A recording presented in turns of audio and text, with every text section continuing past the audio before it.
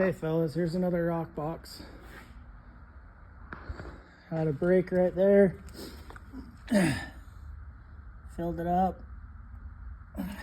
Pushed it pretty tight. So there's the inside of that.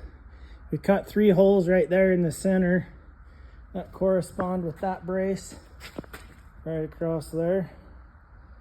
And then basically just plug welded in a straight line. Did it on that side too. Then did it in the bottom under there, there, and there. So there's only 2 braces that go that direction. And then we put some bucket strips in it. That way it keeps the bucket off of the bottom.